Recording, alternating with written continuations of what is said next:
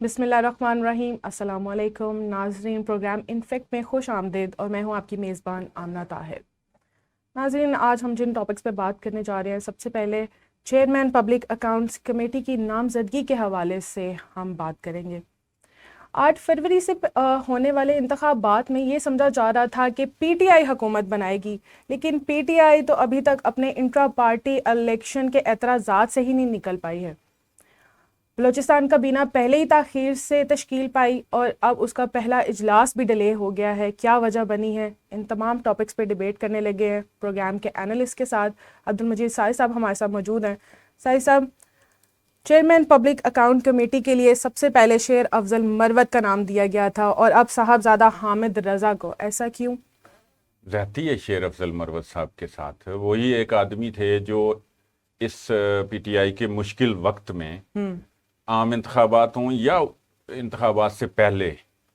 جتنے متحرک وہ تھے کوئی بھی نہیں تھا۔ جتنا انہوں نے کراچی میں جا کے جلسے کیے، پارٹی کو زندہ رکھا، اسی طرح اور مختلف جگہوں پہ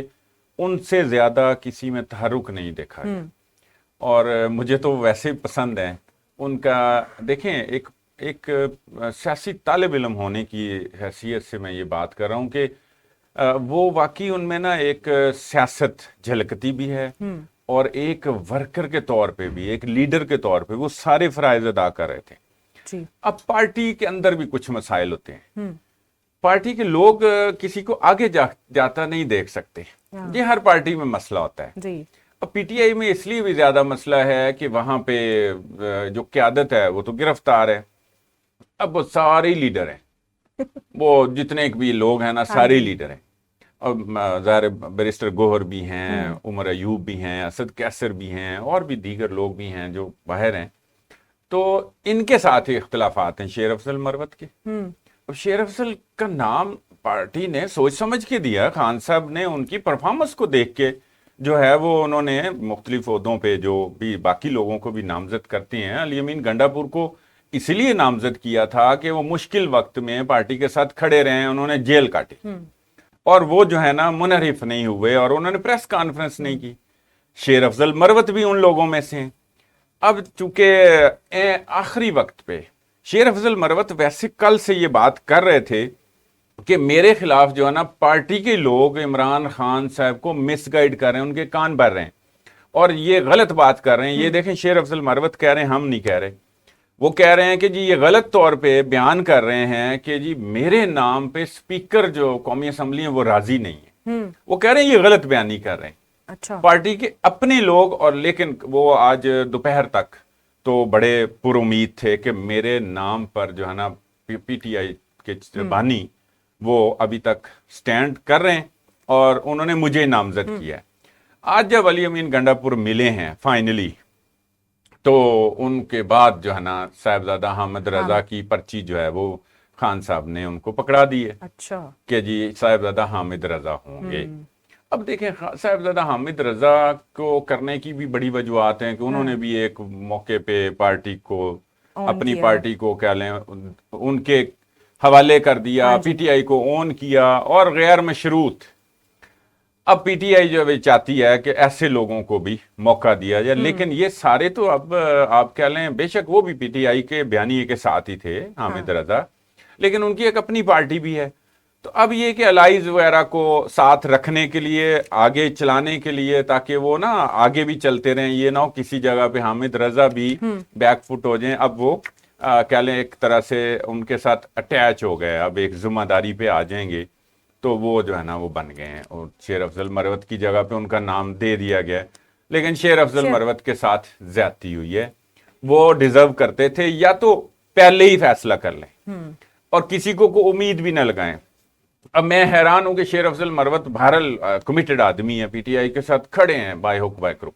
ان کو کوئی مسئلہ نہیں ہے۔ اور وہ جتنی ان کو فیم ملی ہے، جتنا انہوں نے کام کیا ہے، وہ اس عہدے کے کوئی اتنے محتاج بھی نہیں رہے، وہ تو اپنا خود خبروں میں رہنا، اپنے فالوورز بنا لیے، ہاں ان کی ہے فین فالوئنگ، وہ سارا ٹھیک ہے،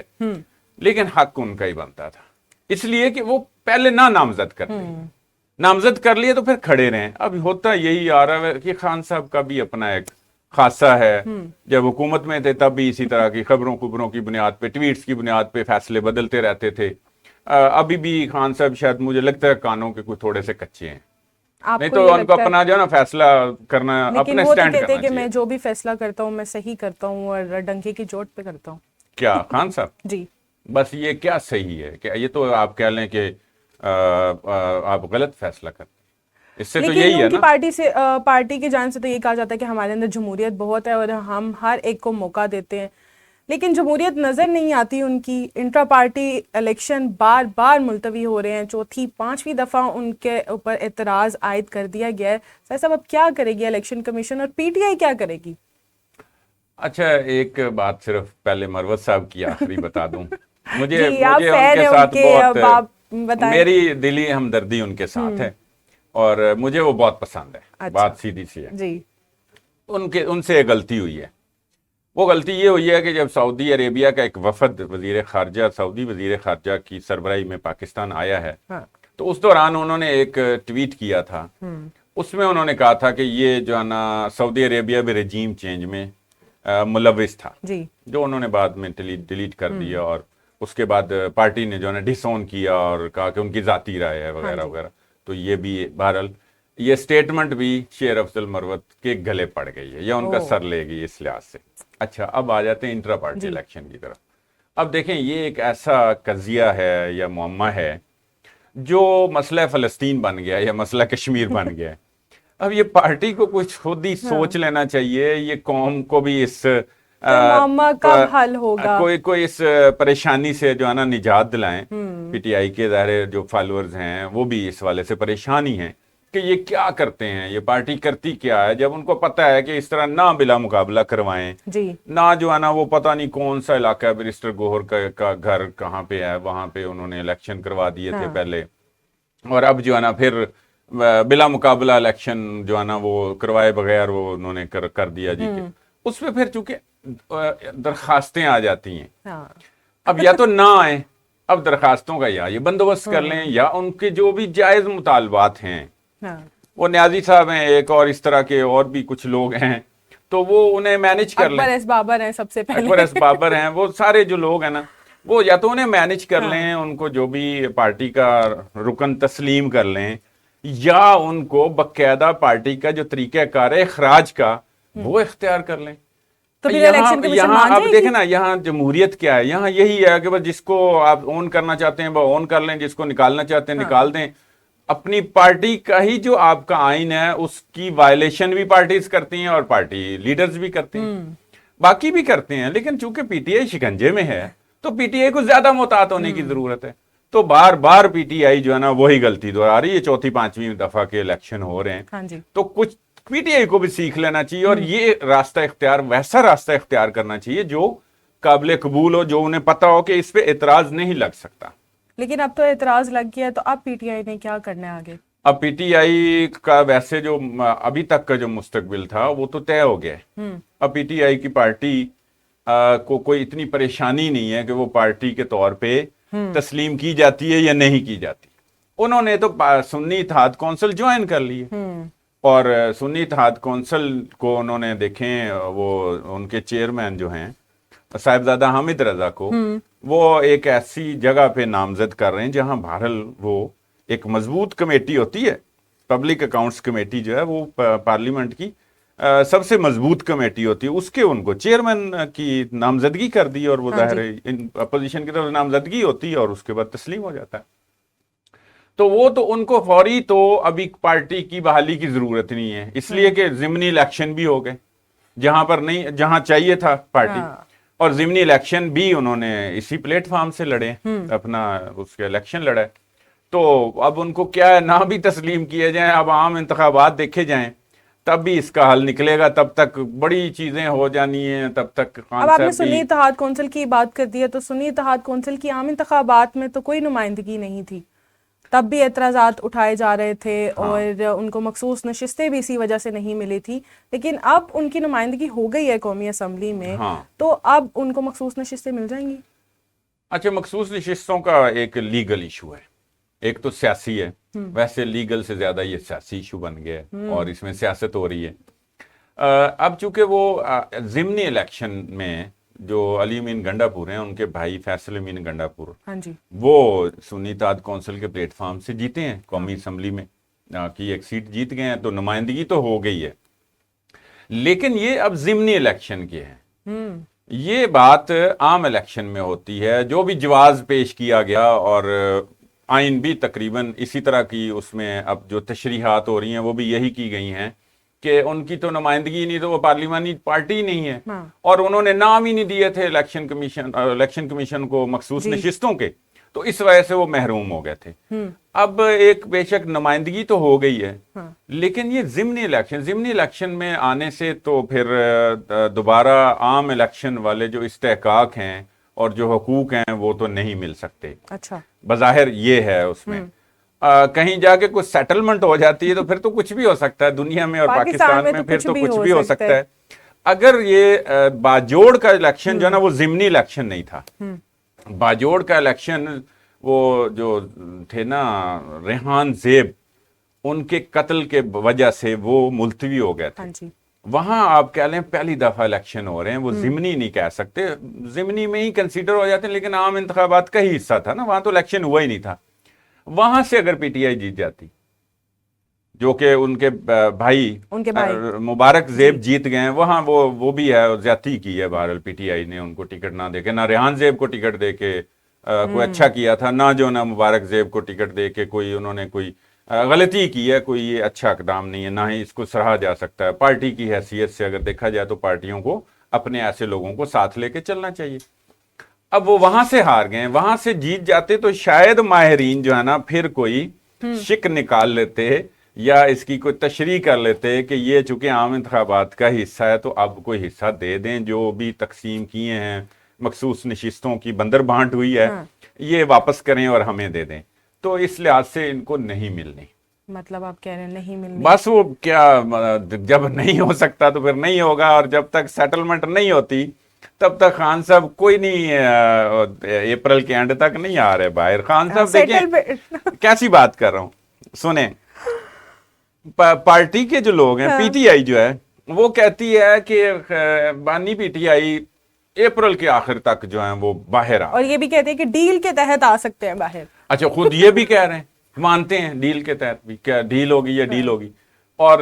بانی پی ٹی آئی کیا کہتے ہیں، انہوں نے جو علیمہ خان کو بات کی تھی نا کہ میرے خلاف جو یہ 190 ملین پاؤنڈ کا کیس ہے، اس کو انہوں نے اس طرح سے اس میں مجھے پھنسانا ہے اور ذرا چھٹیاں آ جانی ہیں عدالت کی، تو یہ کیس وہاں تک لے جائیں گے، پھر چھٹیوں کے بعد یہ تو ستمبر اکتوبر کی بات کر رہے ہیں، کہتے ہیں کہ وہ کہہ رہے ہیں مجھے ستمبر اکتوبر تک یہ لٹکائیں گے، باہر نہیں آنے دیں گے، اور پی ٹی آئی کہہ رہی ہے کہ وہ اپریل کے اینڈ پہ باہر آ جائیں گے۔ خان صاحب ویسے بتا دیتے ہیں کہ اگلا سٹیپ کیا ہونے والا ہے؟ خان صاحب کو بتانے والے بہت ہیں، خان صاحب کے ساتھ حصہ ہے پورے کا پورا اسٹیبلشمنٹ کا، عدلیہ کا، یہی تو تقسیم ہوئی ہے، ہمارے مسائل کا مسئلہ یہی ہے، پرابلم ہی یہی ہے،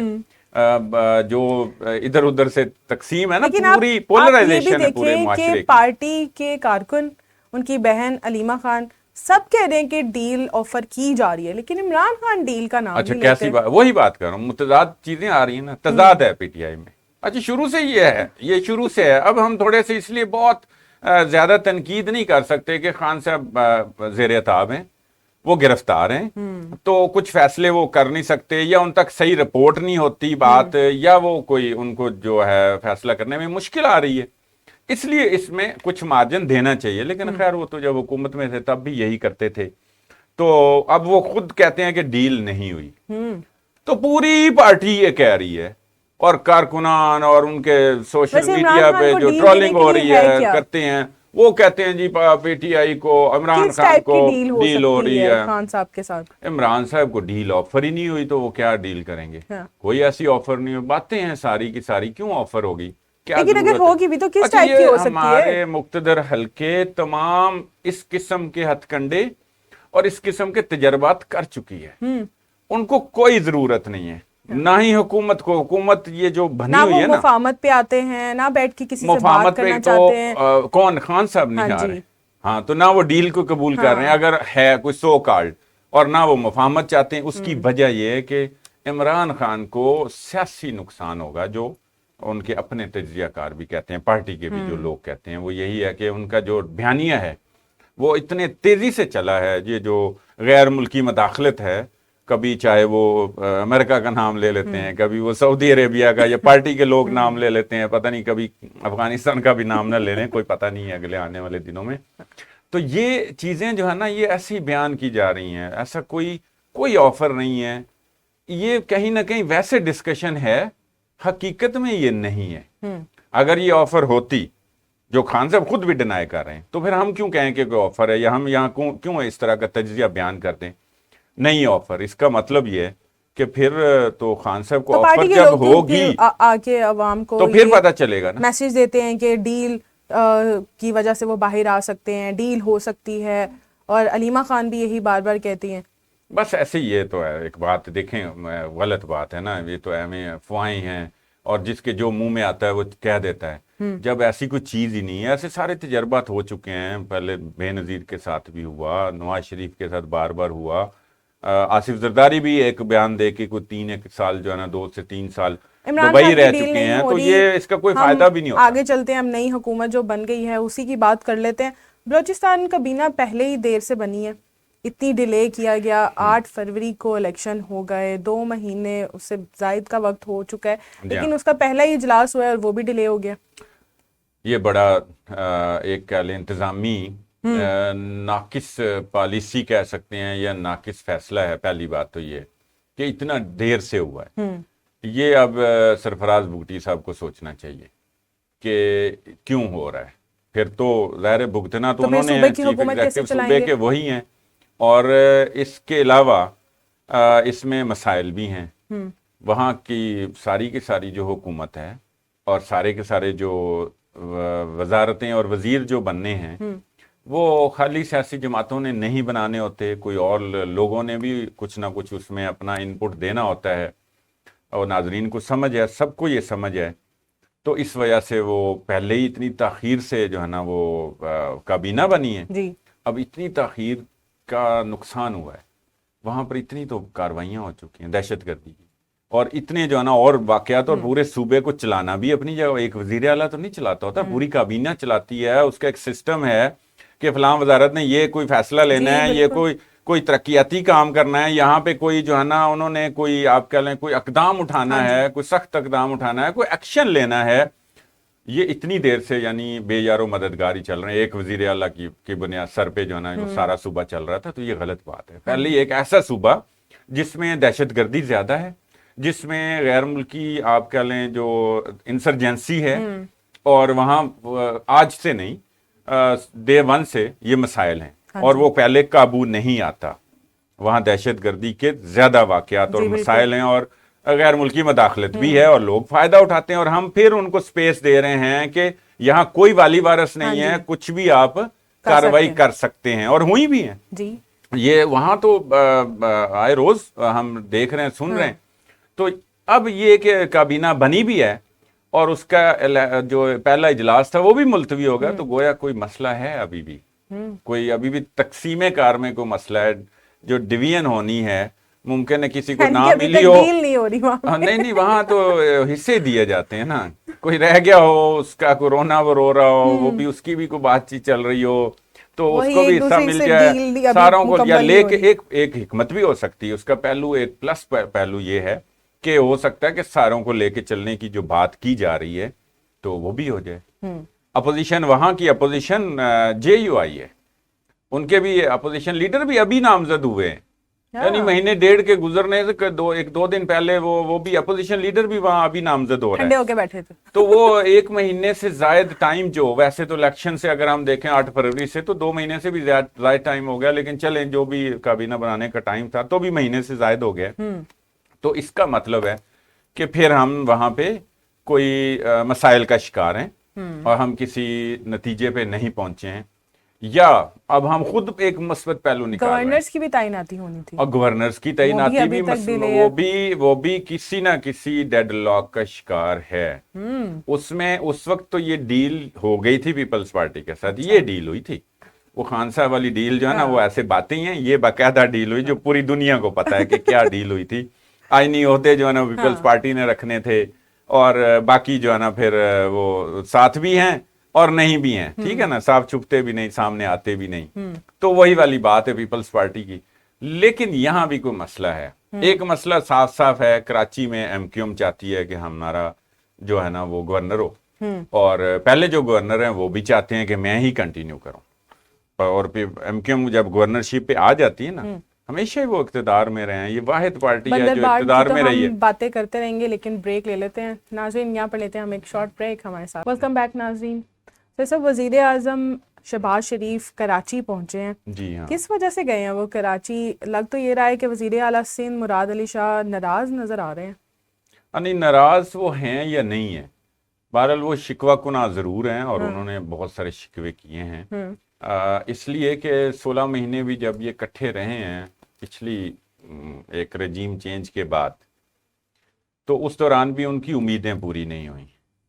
16 مہینے وہ امیدیں پوری نہیں ہوئی، تو اسی لیے پیپلز پارٹی نے اب پورا زور، اپنا وزن، اپنی اہمیت جتلا کے پھر ہی جا کے ان کے جو ہے نا ساتھ الائنس کیا ہے، پھر جا کے کوئی راضی ہوئے ہیں، پوری اپنی شرائط منوا کے۔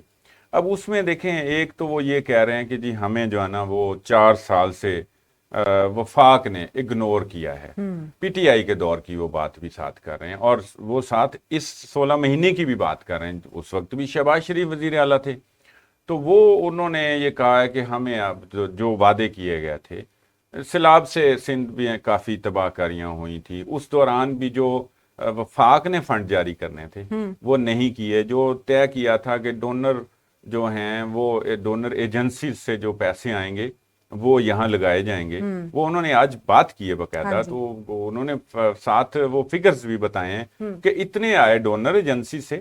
اور جو سندھ نے تھا وہ بھی 25 ارب روپے دے دیے تھے، لیکن وفاق نے نہیں دیا۔ علاوہ ازیں 4 سال میں جتنے مختلف منصوبوں میں وفاق نے تعاون کرنا تھا، اور ان ساتھ جو 16 مہینے میں بھی تھا، تو وہ نہیں کیا، اس میں نہیں کیا، تو انہوں نے ابھی سے جو ہے نا تھوڑا اپنا آپ دکھانا شروع کیا ہے کہ اب ہمیں اگنور نہ کریں، اور اس کے علاوہ کوئی بڑا ایجنڈا نہیں تھا وزیر اعظم کو، اس کے علاوہ کوئی مصروفیت یا کوئی اور، وہ گئے ہیں، اور ان کی بات سے دیکھیں نا اندازہ ہو رہا ہے کچھ حوصلہ دے کے آئے ہیں، کہ حوصلہ ہی دینے گئے ہیں، ایسے لگ رہا ہے، اور وہ کہہ رہے ہیں کہ جی کراچی کے مسائل اب کیوں نہیں حل ہوں گے، وفاقی کابینہ میں تو اکثریت کراچی میں رہنے والوں کی ہے، انہوں نے نام لیے ہیں باقاعدہ، ساروں کے نام لیے ہیں، انہوں نے کہا ہے کہ جی جام کمال بھی یہاں پہ رہائش پذیر ہیں، ساروں کے نام لیے ہیں، کہ ایم کیو ایم کے بھی جو وزیر ہیں وہ بھی کراچی سے ہیں، سندھ کے اور وزراء کا بھی، انہوں نے ساروں کا نام لیا، کہ کہا کہ اس کے باوجود کراچی میں مسائل کیوں نہ حل ہوں، یا اس کے بعد جو حل نہیں ہوتے، تو پھر وہ کہنے کا مطلب یہ کہ پھر میرا کیا قصور ہے، میں نے تو اتنی جو ہے نا وفاقی کابینہ میں کراچی کی اکثریت جو ہے نا وہ رکھی ہوئی ہے۔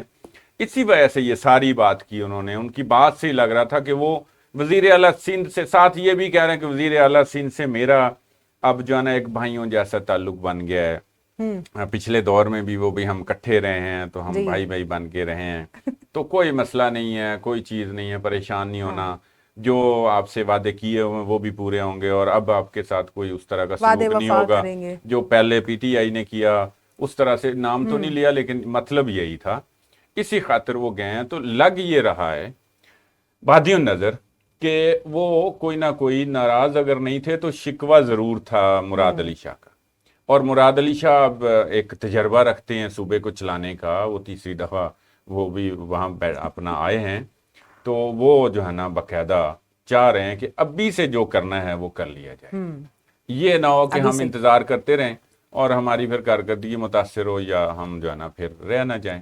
تو یہ اس وجہ سے انہوں نے باقاعدہ ساری رپورٹ پیش کی، اپنی بات میں انہوں نے بتایا، کہا کہ اتنے ہم نے سکولز بنانے ہیں، اتنے گھر جو بے گھر ہوئے تھے سیلاب میں،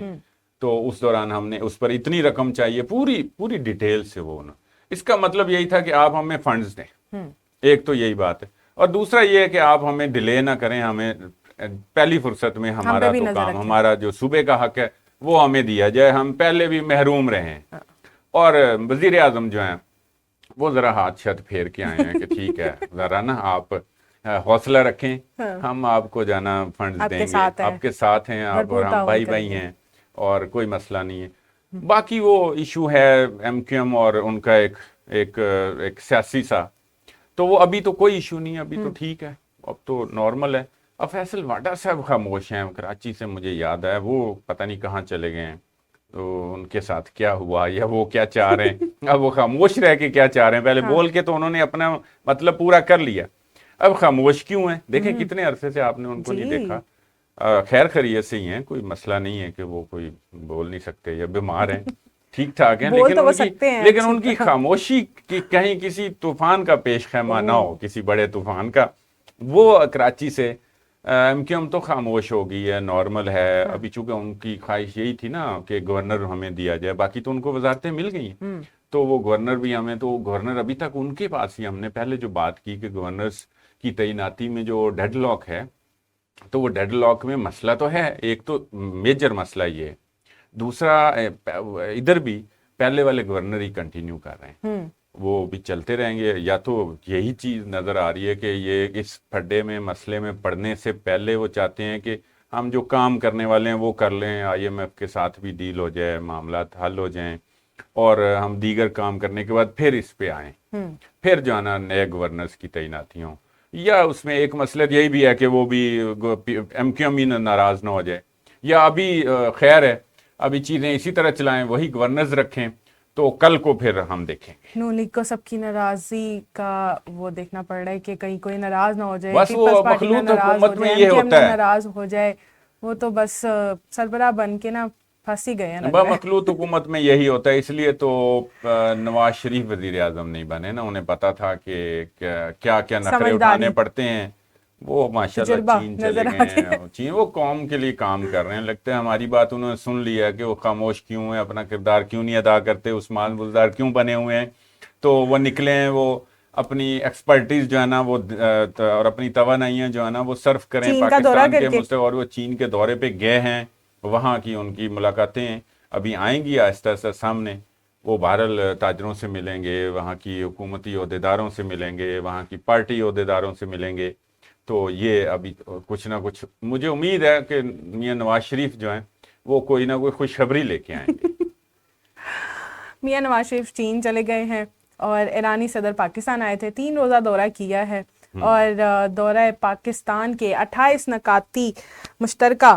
اعلامیہ، جی اس کا اعلامیہ جاری کر دیا ہے، کیا کھویا کیا پایا، سائی صاحب ناظرین کو کچھ آگاہ کریں۔ اچھا میں آپ کو بتاؤں کہ اس میں ہم نے کھویا تو کچھ نہیں ہے، سوائے اس کے کہ امریکہ ہمیں وہی کل تک تو دھمکیاں میز گزارش کر رہا تھا، آج اس نے دھمکا ہی دیا ہے، سیدھی سیدھی اس نے بات کی ہے کہ یہ جو معاہدے ہوئے ہیں، اب دیکھیں کیسی عجیب دوہری ایک پالیسی ہے، اور کیسا دوہرا چہرہ ہے، اور کیسی انہوں نے دنیا میں بلنٹلی جو ہے نا 2 نمبری کی ہوئی ہے کہ ہمسایہ ممالک کے آپس میں ملنے اور ان کے کاروبار اور ان کے آپس میں معاہدات اور تجارت کے اوپر پابندی لگانے کا وہ کس طرح کر سکتا ہے۔ آپ نے ایک پابندی لگائی ہوئی ہے،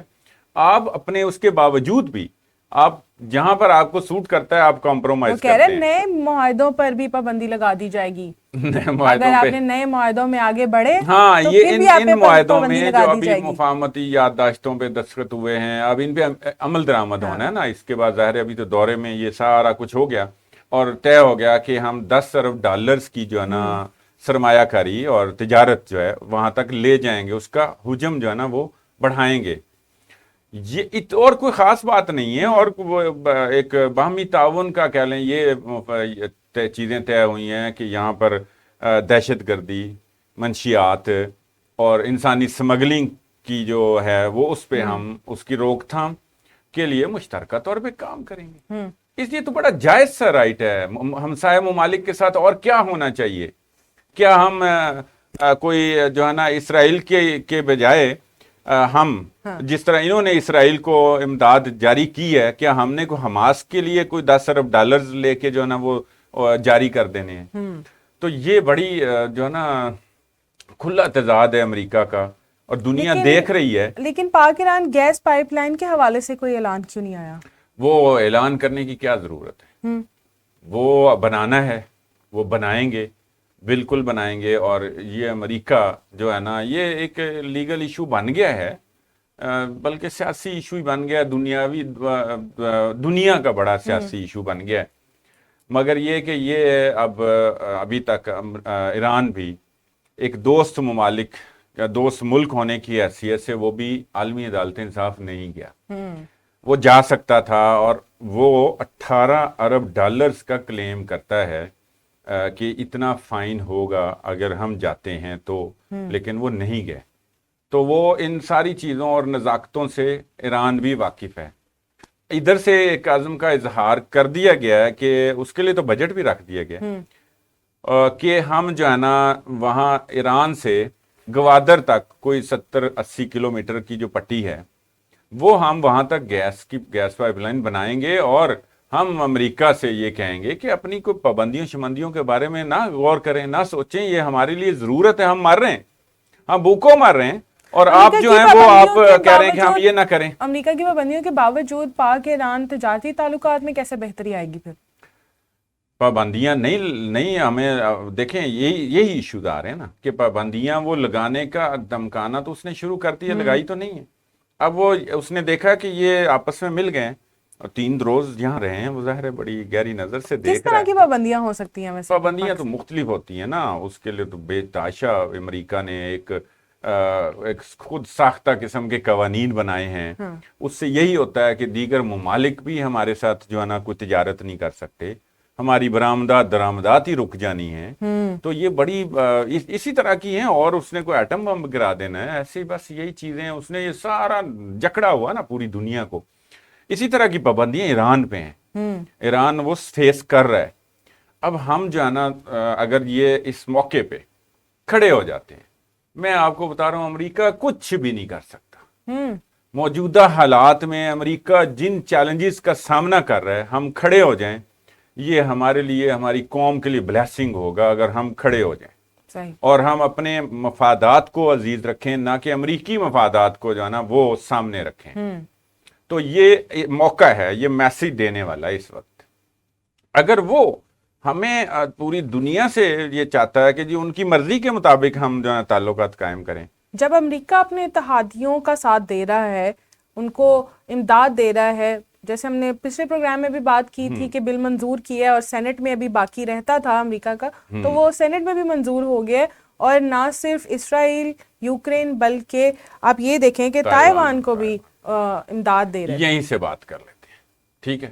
کہ امریکہ کا دوہرا معیار کیا ہے۔ اسرائیل ظلم ڈھا رہا ہے، بدماشی پہ اترا ہوا، دنیا میں کوئی طاقت نہیں ہے جس کی وہ بات سنے، دنیا کی کوئی طاقت نہیں جس نے اس کو روکا ہو کہ یہ ظلم جانا یہ بند کر دیں۔ اس کو وہ اپنا دوست کہتا ہے، اور امداد کے لیے جو بائیڈن کی جو فرمودات آئے ہیں نا سامنے، یہ بتانے کے لیے کہ ہم جو ہے نا اپنے دوستوں کو چھوڑتے نہیں ہیں مشکل وقت میں۔ گویا اسرائیل اس کو مشکل وقت میں لگ رہا ہے، اس وقت جو ظلم کے پہاڑ توڑ رہا ہے وہ مشکل وقت میں لگ رہا ہے، اور اس کے لیے 26 ارب ڈالرز کی جو ہے اس نے امداد، 26 ارب سے زائد ہے۔ اور اس میں مزے کی بات ہے، یہ ضرور پوائنٹ آؤٹ کرنی چاہیے، اسرائیل کو ہی 10 ارب ڈالرز دے رہا ہے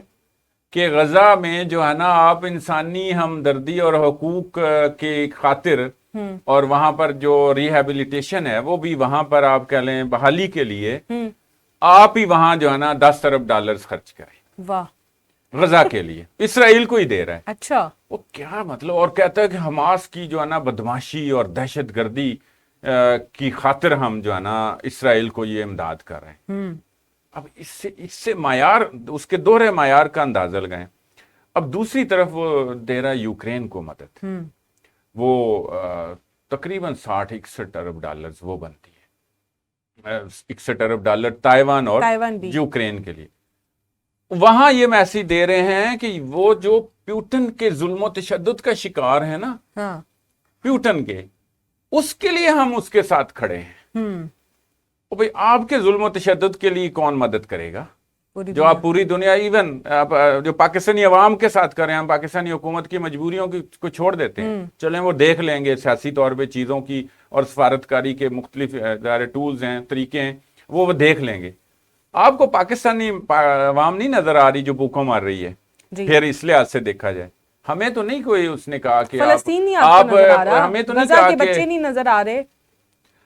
کن کی بات کر, امریکہ کو غزہ کے بچے نہیں نظر آ رہے, ہاں فلسطین نہیں نہیں نظر آ رہا, کچھ نہیں نظر کیا آنا, صرف ان اور کے لیے صرف وہ کہہ رہا ہے کہ اسرائیل اسرائیل ہی ان پر خرچ کرے گا, یوکرین نظر آ رہا ہے, تائیوان نظر آ رہا ہے, اور تائیوان. میں یہ بات کر رہا ہوں کہ یعنی اس کا یہ دیکھیں کہ اس نے ایک طرف وہاں پہ مسلمانوں کو قابو کرنے کے لیے پورے مڈل ایسٹ کے مسلمانوں کو پیغام ہے کہ بھئی ہم ان کے ساتھ کھڑے ہیں, ان کو تو ہم جنگی طور پہ مضبوط کر رہے ہیں, ان کے جدید ہتھیاروں کی پیداواری صلاحیت بھی بڑھا رہے ہیں. یہ اس نے پوری جو ہے نا اپنے بل میں یہ ساری جو ہے نا اس کو وہ کیا ہے کہ یہ اتنی رقم ان کو مضبوط کرنے کے لیے لگیں گے. یعنی وہ ہتھیار بھی بنائیں اور ہم ایک میزائل بنائیں اور وہ میزائل جو دور فاصلے کے لیے بنائیں اس پہ پابندیاں لگائیں. یہی میں بات کر رہا ہوں. اس کے علاوہ اس کا دوسرا ایجنڈا کیا ہے, اور بلکہ دنیا کو باقاعدہ کلیئرلی وہ پیغام دے رہے ہیں کہ ہم اپنے اتحادیوں کے ساتھ کھڑے ہیں. اب وہ اتحادی چاہے وہ ظالم ہوں, ہاں جی, چاہے وہ بدماش ہوں, چاہے وہ دہشت گرد مسلم ہوں, ممالک کو سوچنا چاہیے نا کہ ہم کیوں نہیں ایک دوسرے کے ساتھ کھڑے ہیں.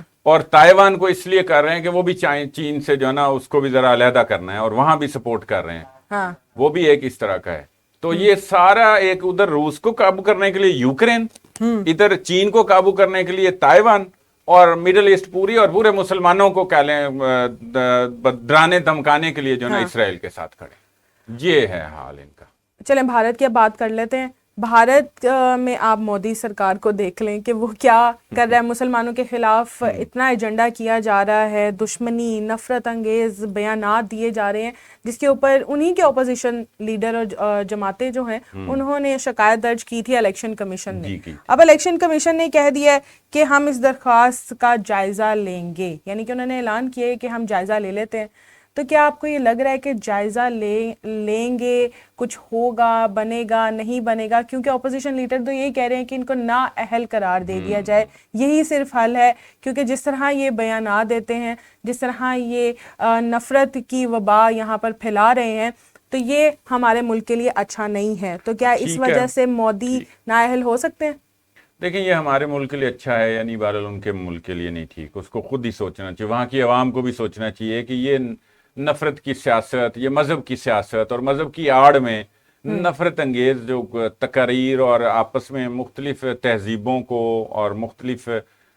مذاہب کے جو لوگ ہیں جن کا ایک حق ہوتا ہے ایک سیکولر ملک کے اندر, یہ تو عوام کو پتہ ہونا چاہیے. وہاں کی عوام اگر یہی پسند کرتی ہے اور وہ نفرت ہی پھیلانا چاہتی ہے تو پھر مودی جیت جائے گا. اور اگر وہ یہ سمجھتے ہیں کہ یہ ہمارے ملک کے لیے ٹھیک نہیں ہے, ہماری معاشرت کے لیے ٹھیک نہیں ہے, اور یہ حقیقت بھی ہے, انٹرنیشنل سرویز بھی یہ بتا رہے ہیں کہ جتنا بھی معاشی طور پہ اس کو تو ظاہر معاشی ایک بدماش بنایا جا رہا ہے نا اس خطے کے لیے, جیسے ہم کہہ رہے ہیں کہ تائیوان کو بھی اسی طرح کر رہے ہیں تاکہ چین کے کو قابو رکھا جائے, اس کو بھی اسی کے لیے قابو رکھنے کے لیے کیا جا رہا ہے جی, اور یوکرین کو جو ہے نا وہ روس کے لیے تیار کیا جا رہا ہے. یہ بے شک یہ سمجھ رہے ہیں, لیکن سروس یہ بتا رہے ہیں کہ انڈیا کی جو معاشرت ہے نا وہ کھوکھلی ہوتی جا رہی انہی مودی کی انہی پالیسیوں کی وجہ سے. تو مودی یعنی کہ اب دیکھیں نااہل اس کا ہونے کا تو سوال نہیں پیدا, نہیں نااہل تو وہ ہونے نہیں لگا, اور زیادہ سے زیادہ ایک آدھ نوٹس کر دیں گے تاکہ وہ اپوزیشن کے جو درخواستیں آئی ہیں وہ بھی نبٹ جائیں, اور الیکشن کمیشن آف پاکستان کی طرح الیکشن کمیشن آف انڈیا بھی جو ہے نا وہ ایک نوٹس کر دیں کہ جی آئندہ نہ کریں. ٹھیک ہے, اتنی سی بات ہونی ہے, باقی ورنہ کوئی چکر نہیں ہے اور اس کی ہرزہ سرائی چلتی رہنی. ٹھیک ہے ساحل صاحب, بہت شکریہ آپ کے تجزیے کا. ناظرین یہ تھا آج کا پروگرام, ہمیں دیجیے اجازت, اللہ حافظ.